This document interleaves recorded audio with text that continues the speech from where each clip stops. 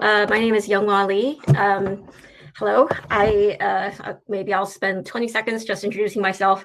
I'm new to EIB and to the CGIAR. I joined this year in June. I started off as the biometrics lead, and then with the various reorgs that the Module 5 went through over the past few months, I took on the leadership of Module 5, which we are now calling Breeding Informatics. Kelly Robbins, who previously ran Module 5, has stayed on as advisor. All right, so, oops. All right, so just to briefly introduce the team. So Module 5, the goal of Module 5 hasn't changed. It's still all about incorporating modern informatics capabilities into breeding. The team has much expanded over the past several months.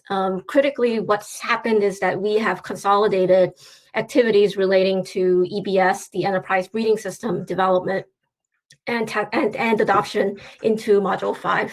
So Tom Hagen, the EBS lead, has joined Module 5, and with him, the EBS team that is spread out over Erie, Simit, and Cornell.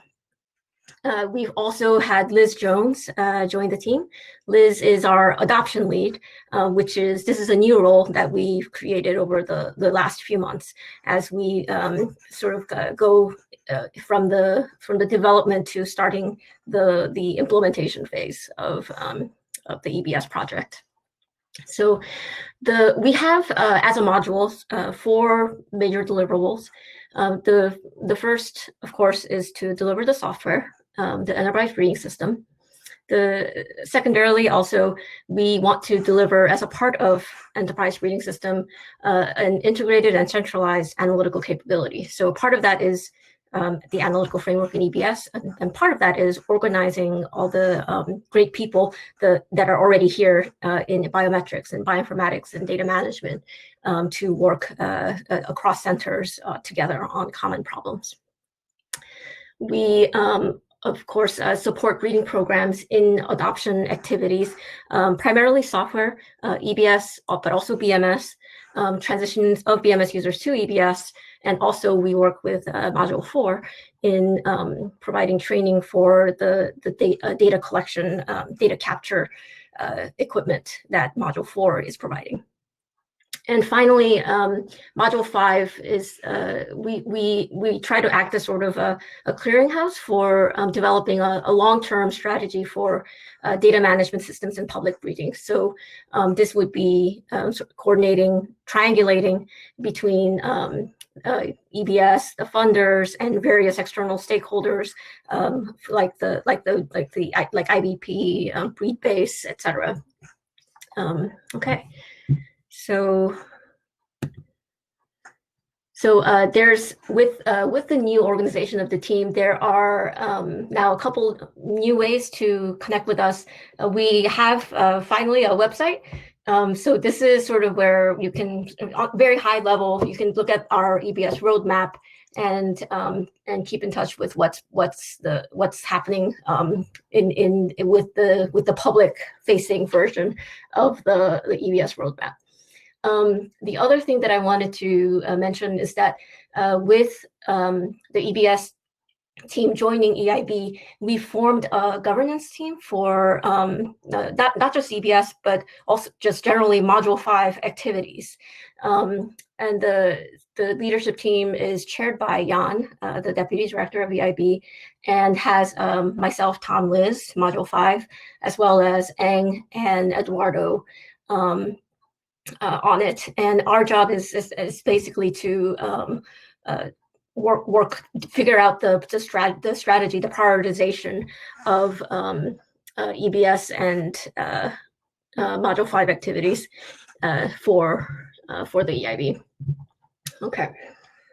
So I'm going to be talking briefly about all the I won't be talking too much about this item here, the coordination with the stakeholders and funders, but over the next 10 minutes, 15 minutes or so, I'll just talk very briefly about these 3 deliverables and where we are and what we want to do in this space.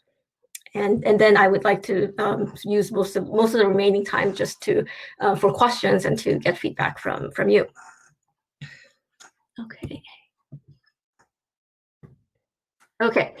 So modern breeding, we all know, requires data management systems where you want to go where a modern breeding program boils down to the decisions that get made at various stages, and you want to be able to take full advantage of the very expensive and valuable data that is being generated by your breeding program.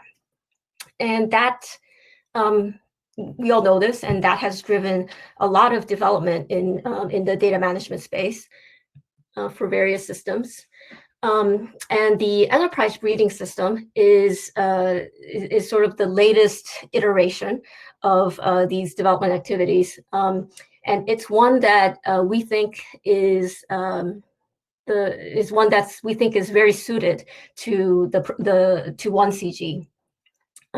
So it is designed as software as a service with centralized development and deployment, and what we hope that it will provide is that it'll provide not just this sort of like streamlined development and deployment function, but also the flexibility to be able to support a variety of breeding programs, different crops at different levels of development, modernization, all in CG and perhaps NARS. The EBS will have functions that support core breeding activities, but with the GOBI project joining the EBS team, that happened officially in November this year. With the GOBI project joining, the EBS will also have a genotype database that is connected to the core breeding functions. And we have also, over the last couple of months, begun development on an analytical framework that that will be available, that will be capable of advanced biometrics that use that genotype data. So, okay. So this is sort of a simplified version of what you might see on the website. This is a high-level roadmap that is upcoming. Right now we have planned 4 versions for delivery over the next year and a half. Right now where we are is version 2, which is capable of core breeding operations, which you can see here. With version 3, we plan to integrate sample tracking and genotype data management, and some phenotype data analysis. The integration of genotypic data analysis will have to wait until version 4. Okay, so broad map here, and so it's November. We're at sort of the delivery period of version 2. And here's sort of a summary of what is available in version 2. As if you are at CIMMIT or you will probably, and you're an early adopter, you will probably get access to testing these new features over the next month or so. So EBS 2.0, which has several new features connected to it. So as we all know, the foundation of EBS was the V4R system from EiB. And over the last year, the team has added a couple of major pieces to it. Foremost among them is this here, the service gateway, which to a user, like ideally, you never have to worry about the service gateway if you're a user. But this was the major engineering challenge that was in front of the team for the past year. And essentially, the service gateway is where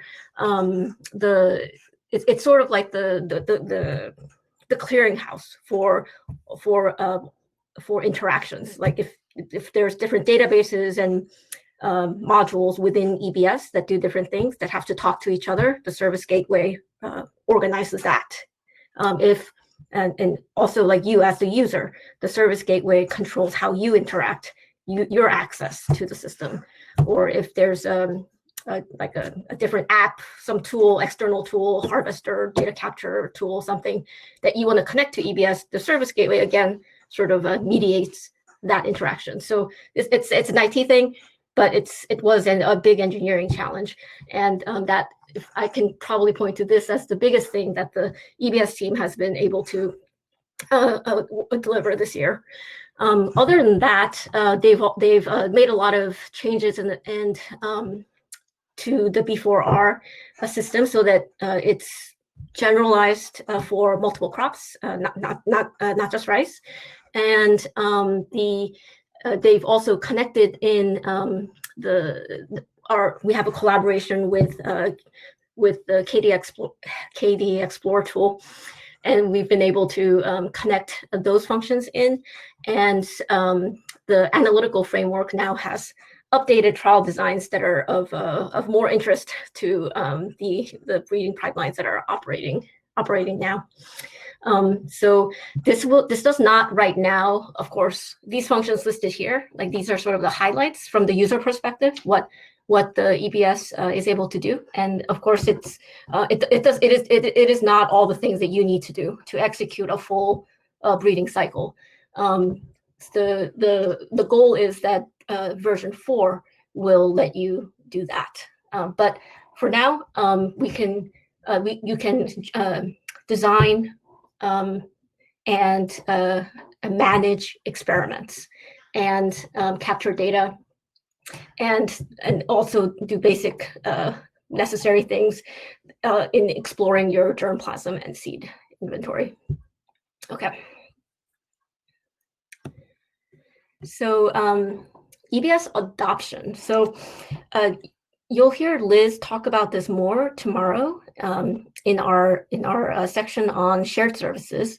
But I wanted to just show a couple of slides that explain what from the sort of like the different stages of what adoption means from the IT team's perspective. So this is the a simplified version of a table that was generated by Kate Dreyer and Liz, that explains the different stages that are planned for adoption and deployment at CIMMYT and IITA Maize. So rolling out software isn't as simple as just like making it available to people and doing trainings. There's a lot of things that have to happen before that. So obviously, like you've been hearing a lot about this part, the EBS developers doing their work. But then there's multiple testing stages that have to happen before it ever really goes to someone that you would consider a user. So there's the EBS team, particularly the requirement analysts and the QA/QC team, has to first get their hands on it to make sure everything's looking good, because the developers are working on their pieces.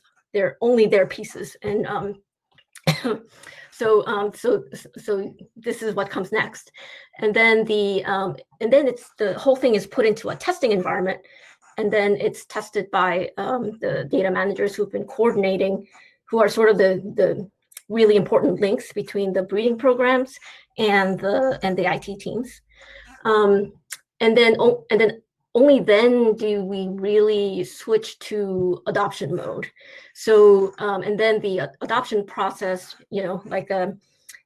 happens in stages. First, you get all the centers have someone that is designated as a product owner.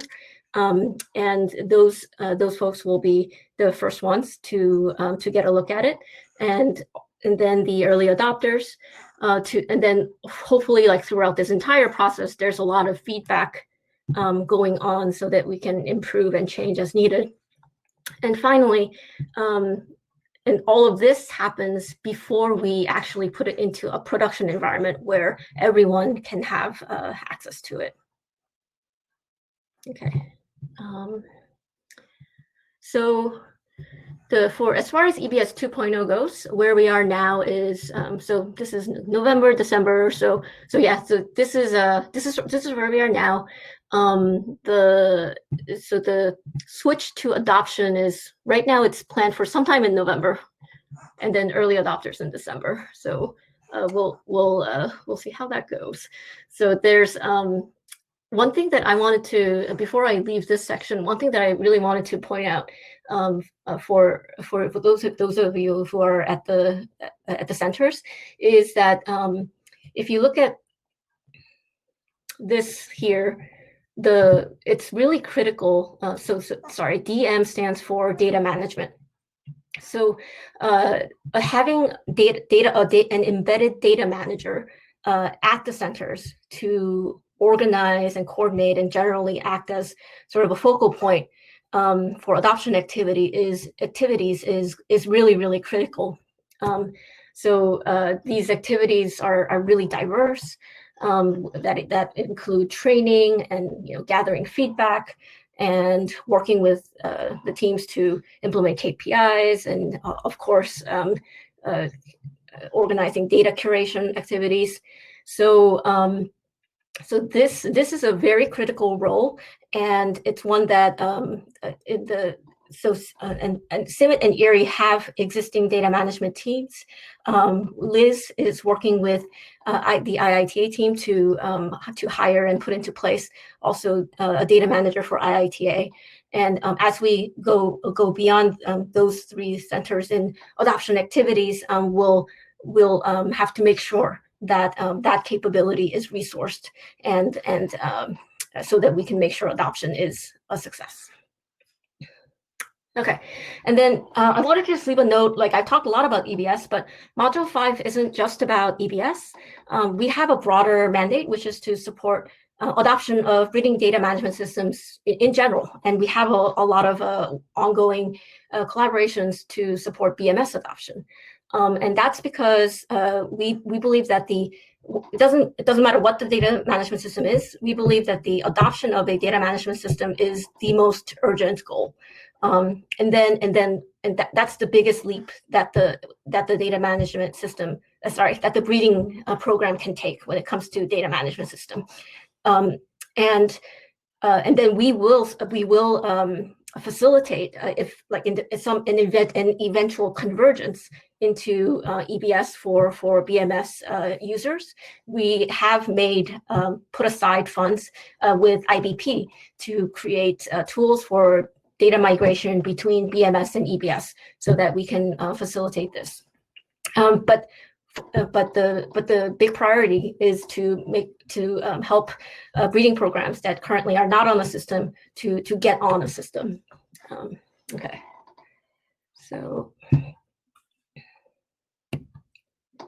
Okay, so and finally, I want to talk a little bit about the centralized analytical capabilities that I was listed as one of the deliverables. In this section, it's not so much about the software. I want to talk more about the people aspect of it. So the CGIAR has great bioinformaticians and biometricians already, but as we all know, those resources are center specific and unevenly distributed across centers right now. So there's a couple of centers have well-resourced teams, but for the most part, centers have either no bioinformatician or biometrician, or they might have just one person who with that specific expertise. So that's something that we but the situation is that the people are unevenly distributed, but everyone is working on the same problems, right? So we would like to see if we can organize the people resources that we have, so that we can get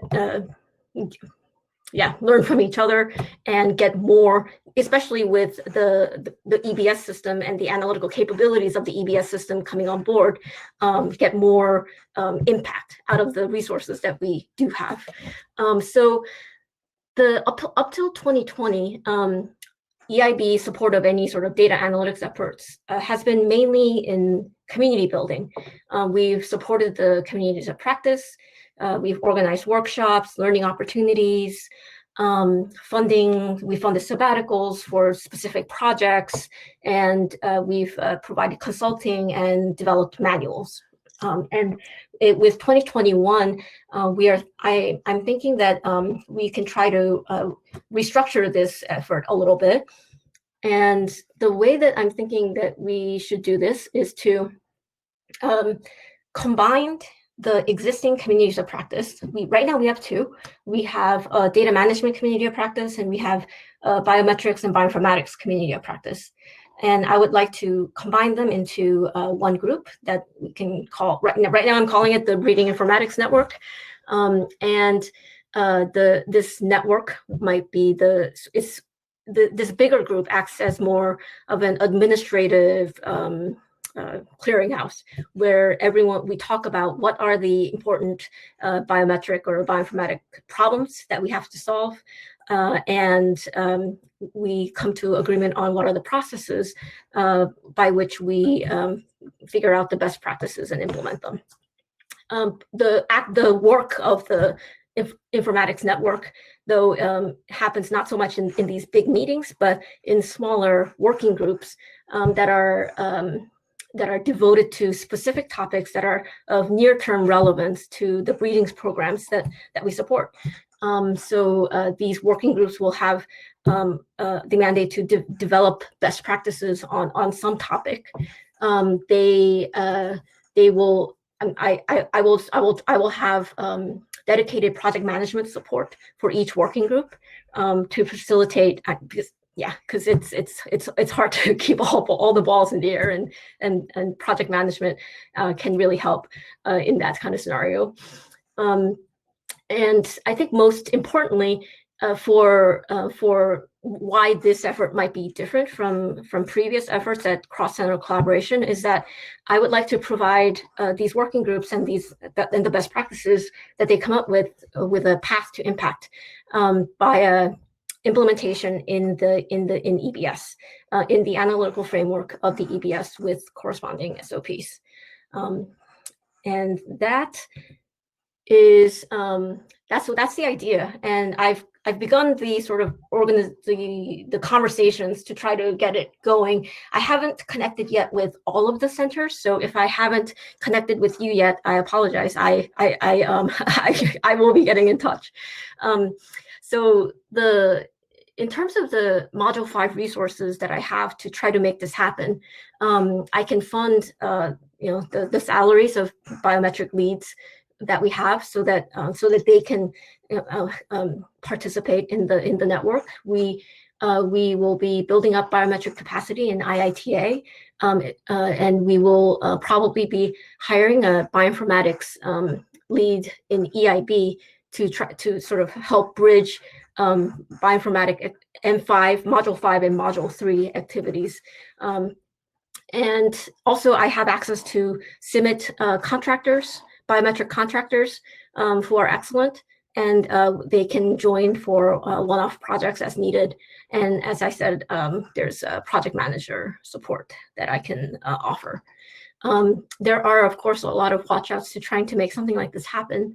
And like one big one is that we're in a period of a lot of change right now, just as an organization, like lots and lots of change, and around us, as we try to do this one little thing, like everything's sort of changing around us, and that's something that we need to just be aware of, and the other another watch out is that coordination across centers is just difficult, right? Like I'm sure like this sort of effort has been made before, and it's yeah, it's something that part of why coordination is hard is just bandwidth. I mean, everyone has their own full-time jobs, so how can we get people to participate in these working groups to work on these best practices?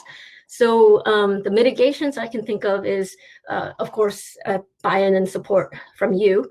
Another mitigation is that I'm thinking that for this for the network, when it comes to implementing best practices into the software, we need to develop and stick to a clear process for how we determine, approve, and modify whatever those best practices are. Basically, try to go for as much transparency as possible, which I think in a time when things are confusing and changing is really important. Excuse me. The projects, I'm hoping we'll have them be quite time limited, like 3 months project, 3 months working groups, a year working groups, probably not longer than that, so that so that deliverables are more manageable. And then finally, like whatever topics we try to address, we will try to make them like aligned as much as we can with existing continuous improvement plans. For instance, if we are being asked to generate KPIs, generate gain estimates as a KPI, that's something that's relevant for every program and every continuous improvement effort. So hopefully that'll help with the bandwidth issue, and there won't be that much conflict between what we do in this working groups and what a biometrician or bioinformatician might do as a part of their normal duties. Okay, so that's been my really quick run through of the three major deliverables that we have, and I think we probably have maybe like 15 minutes or so, and I would be very glad to hear your questions and comments.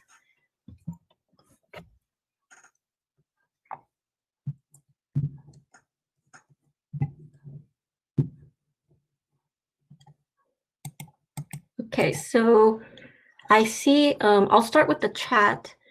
So I have a question from Dorcas. How are other databases adopted by other crops, for example, breed-based, linked to the EBS system? So the answer is it's not. And so this is something that we have to come up with an active strategy around. So we have currently a rough high level plan for how to connect BMS and EBS, and it'll require a lot of work with developers on both sides to map the two databases to each other. So we will essentially we'll have to think about how to get that done also with between breed-based and EBS. If breed-based users want to join the EBS system later on once it's further developed, because I know that's sort of the bigger strategic question. I think that has to get resolved first. Right now, that's a question mark. I know that the breed-based users have the RTB teams have been using breed-based very actively, and it's been modified in some ways so that it's for RTB crops. So certainly, before we can talk about any conversions between these two systems, we have to make sure that the EBS team understands what breed-based provides and is able to figure out what the equivalent functionalities are. Let's see. So we have Claire asking, when is the migration of BMS to EBS envisaged to take place? So another very big picture strategy question that we do not know the answer to yet. So that is, I tend to think that this is something that can really be driven by the breeding programs. Like our job is to deliver a software program that meets your need, and once we clear that bar, and then if a BMS using program, for instance, Nicrosat, wants to transition over, then the second thing that we have to provide, the Module 5 activities have to provide, is the translation logic between the BMS and EBS databases, and some tool for enabling the migration. And we can provide all of that. And then I think and then it's something, the timeline for transition is something that can really be driven by the breeding programs. And hopefully we will make the EBS system an attractive option, so that you will want to transition. Okay.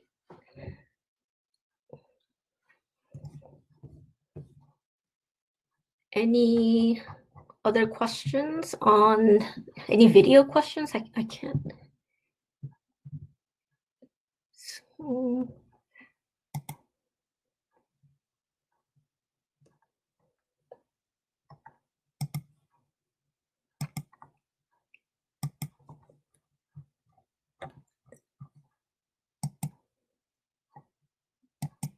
okay.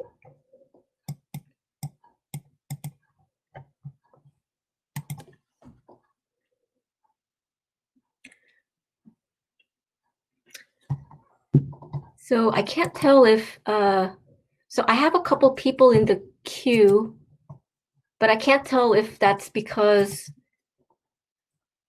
you have questions or it's because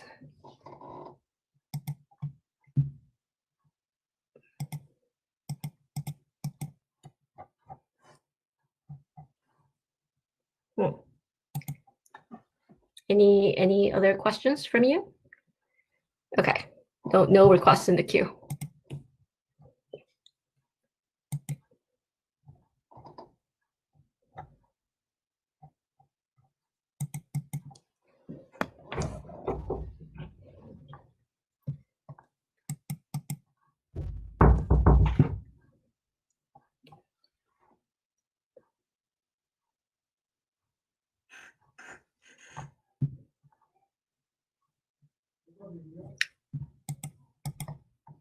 No more questions?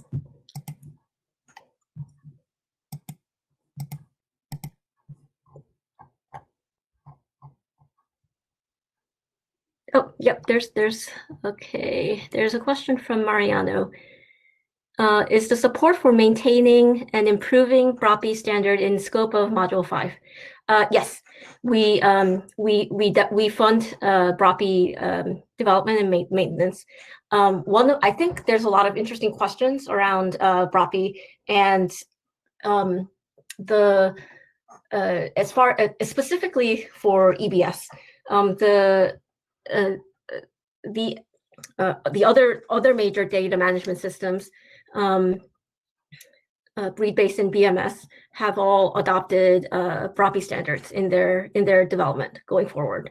But EBS is more sort of like we currently haven't made a strong commitment either way right now. And that is something that we're gonna actually have to figure out, I think, over the next few months. It's essentially like there's sort of two things that we want that are, I don't want to say opposing, but like it's hard to do both that we want to try to do. And one is to deliver the EBS system as quickly as possible, so that the users can get to it. The other is to make sure that there are components of EBS that are accessible to other systems. Because if we're going to be putting all this development work into making a sample management system or an analytics framework that also doesn't exist in Readbase or BMS, that it would be really great if those components were something that could be reused in between systems. So those two things are hard to do at once. So we are over the next few months, we're in the course of kind of like figuring out the higher level strategy, like where the balance between those two goals should be. But yeah, that was probably like, that went a little bit beyond Mariano's question, but yes, maintaining ROPI is an M5 activity.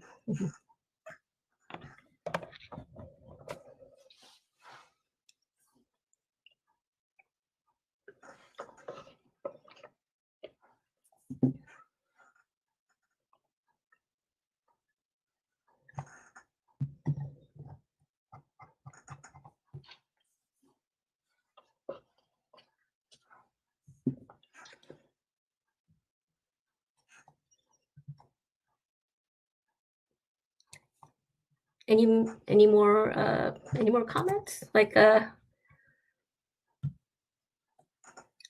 or feedback on the collaboration network that we were thinking about trying to form?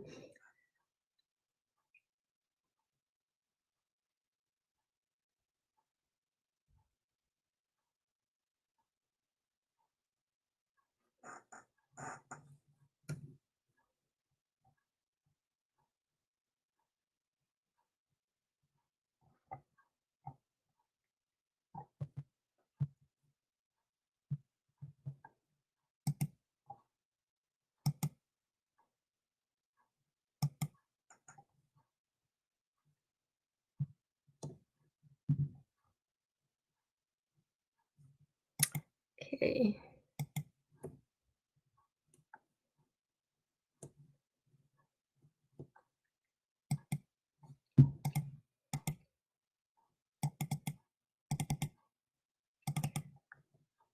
Let me take a look at the time and make sure we're where we're supposed to be.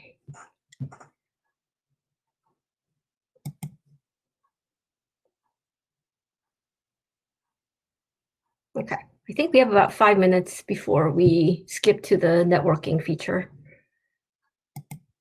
So that's time for one or two more questions if people have. Yeah. Yes. Mm-hmm. Yes. Yeah. So yeah. So I've so far I've connected with for the cross-center biometrics efforts and bioinformatics efforts. So far, I've connected with CIMMYT, ERI, ICRISAT, and IITA, but and Africa Rice, but I haven't connected yet with and I've connected with SIP, but I haven't connected yet with ICARDA or CIAT. So if you are online, I will definitely be in touch. I have a question about Gobi. How will Gobi GDM be adopted into EBS? So so that will happen in a couple of stages. The first piece is that is the underlying database, the actual GDM, that is essentially getting ported over. What is not getting ported over there's a bunch of tools that were built on top of GDM for marker assisted selection, for genomic selection, etc. And those are not getting immediately ported over. We will determine at a later date if we should connect those features to EBS or not. Yeah. Okay, we have Prasad asking, I have worked on both BMS and Cassava base. EBS is new to me. Will this be a free software tool? So it won't be so it'll be free in that it's public software. It won't be something that it won't be like Breedbase where you can just essentially just download and put it on your and put it on. Can you put it on your computer or like install it on your local server? It's very contained, right? Like you can just get it and then start using it. Because it's software as a service, so your access to EBS is going to be organized by the center that or crop program that you're a part of, and it will be supported by a combination of the IT team at your center and the central EBS team. So yeah.